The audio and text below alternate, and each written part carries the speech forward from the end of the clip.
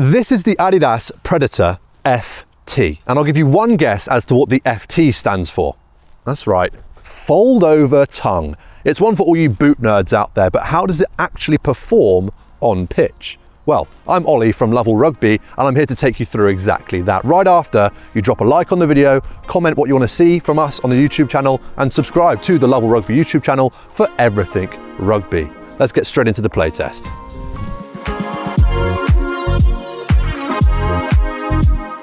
Of course, the most notable design feature with the Adidas Predator FT is the FT, the fold over tongue. It's a retro design strapped on top of a modern boot. I don't know how much performance enhancing value the tongue is really going to have. We're going to find out about that later on. But in terms of appearance and visuals, I mean, personally, I know a lot of you agree at home, this is one of the best looking boots I've possibly ever seen. Definitely this year, without a shadow of a doubt. It looks unreal. That's on top of the boot, but also underneath, you have the nice Predator branding, real glossy finish underneath, classic 3 stripes along the side. I mean, it's everything you could possibly want from an Adidas Predator boot.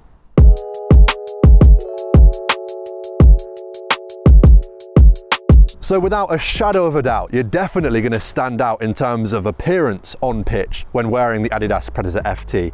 But how does the boot technology actually help you stand out in terms of performance on pitch? First of all, there is the strike skin fins layered through the midfoot and forefoot area where you're going to be striking the ball most commonly. And let me tell you, it is very, very grippy. When I'm striking the ball, it just feels like I'm in control of what's going on. It's got a good bit of cushion behind it too, which I personally enjoy. And overall, it just generates that confidence when striking the ball. Secondly, of course then, is the fold over tongue. It just increases the surface area you have to strike the ball with ever so slightly. Is it that noticeable? Not so much, but it's definitely a mental thing to help you when you're out there on the pitch. Finally then, to do with your running game more so, is the Hybrid Touch 2.0 found all over the boot. It's just a really stretchy and tight fitting boot, but generally it hugs your foot really nicely. It gives you a quite close fitting boot to the ball when you're striking it, but in terms of running around, it's really comfortable. There's a nice stretch to it when you break it in. It's a really, really high performing boot in both areas. So that's on top of the boot, and then secondly, underneath the boot is the Control Frame 2.0 sole plate from Adidas. It's their classic go-to with their triangular shaped studs, giving you multi-directional grip when turning and accelerating, beating defenders. The sole plate itself isn't the stiffest in the world, but that's not why you're buying the Predator. It's to give you a comfortable ride whilst pinning corners, turning defenders. It's more about agility than it is about straight line speed. If that's what you're into, this is the boot for you.